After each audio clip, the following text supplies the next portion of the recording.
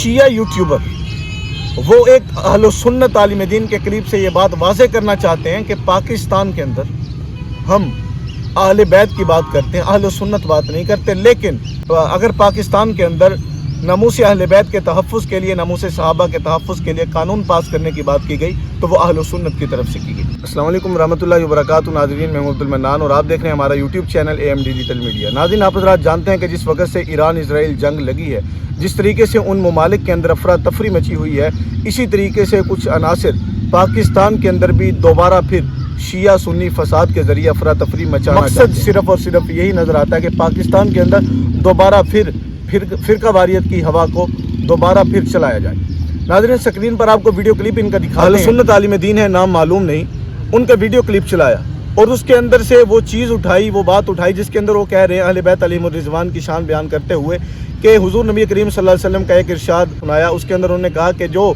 اہل بیت علیہم الرضوان، حضرت علی المرتضیٰ رضی اللہ تعالیٰ عنہ، اماں فاطمہ اور ان حضرات کے ساتھ جو بغض رکھے گا وہ حضور صلی اللہ علیہ وسلم سے بغض رکھتا ہے۔ یہ چیز چلا کر انہوں نے پھر آگے یہ بات کہی، جو ان سے لڑے گا وہ آپ صلی اللہ علیہ وسلم سے لڑا، جو ان سے بغض رکھے گا اس نے آپ صلی اللہ علیہ وسلم سے بغض رکھا، اور جو ان سے سلو کرے گا وہ آپ صلی اللہ علیہ وسلم سے سلو کرے گا۔ اس چیز کو لے کر انہوں نے آگے ہٹ کیا۔ سکرین پر ان کا ویڈیو کلپ دیکھیں مزید، اس کے بعد ہم بات کرتے ہیں۔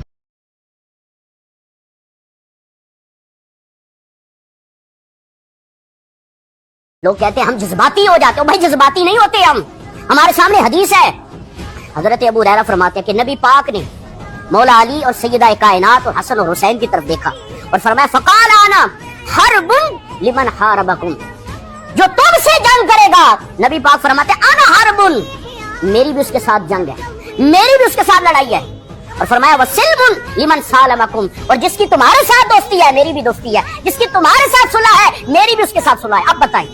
اب جو مولا علی، سیدہ پاک، امام حسن اور امام حسین کو تکلیفیں دیتے ہیں، یہ ایک نوجوان اہل سنت سے تعلق رکھنے والا بھائی ہے، اللہ تعالیٰ جسے معرفت اہل بیت علیہ السلام عطا فرمائے وہ نصیب والا ہے۔ اس اہل سنت نوجوان نے بڑے ہی دردناک انداز میں رسول اللہ کی حدیث پر واضح اور خوبصورت الفاظ میں دل کی بات پیش کی۔ اب سوچئے جنہوں نے ان مقدس ارواح مطہرہ سے جنگ کی، رسول اللہ نے خود ان سے جنگ کی، جن سے رسول خدا جنگ کرے تو تم انہیں جنگی کاتب وحی صحابی رسول کیسے کہہ سکتے ہو؟ یہ کون سی عقل ہے؟ بلکہ مقصد وہی ہے جو اب تک کچھ لوگ کرتے آئے ہیں۔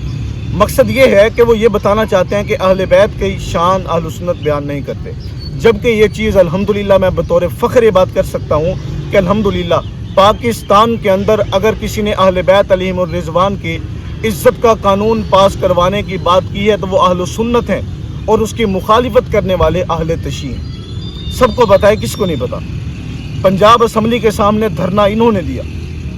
زیادہ ہم بات کریں تو معاملات بہت آگے تک چلے جاتے ہیں، بات بعد میں اپلوڈ ہوتی ہے، پہلے FIR شروع ہو جاتی ہے، لیکن کوئی ٹینشن نہیں۔ مسئلہ جب ملک کی سالمیت کا آئے گا، مسئلہ جب اصحاب رسول اور اہل بیت علیہم الرضوان کی عزت کا آئے گا تو کسی قسم کی کوئی ٹینشن نہیں۔ اداروں سے میں پہلے بھی مطالبہ کر چکا، اب پھر ہم مطالبہ کرتے ہیں، پوری سنی قوم کا یہ مطالبہ ہے کہ پاکستان کے اندر فرقہ واریت کے خاتمے کے لیے خدا کے لیے کوئی اس طرح کا قانون بنائیے کہ جس کے اندر یہ چیزیں ہوں، یہ متن ہو کہ کسی بھی فرقے کے، کسی بھی مذہب کی ریڈ لائن کو ہٹ کرنے والے کو فوری طور پہ گرفتار کیا جائے اور اس کو ایسی سزا دی جائے کہ نیکسٹ ٹائم کوئی پاکستان کے اندر فرقہ واریت کی ہوا کو چلانے کی جسارت نہ کر سکے۔ حکومت سے ہم نے پہلے بھی مطالبہ کیا، اب بھی مطالبہ کرتے ہیں۔ یہ مطالبہ صرف اور صرف اس سے یہ فائدہ ہوگا کہ پاکستان کے اندر فرقہ واریت کا خاتمہ ہوگا، ہم سب مل کر اظہار یکجہتی کے ذریعے، یکجہتی اور اتحاد کے ذریعے ہم پاکستان کو مزید ترقیوں کی طرف لے جا سکیں گے۔ ملتے ہیں نیکسٹ ویڈیو میں، تب تک کے لیے اللہ حافظ۔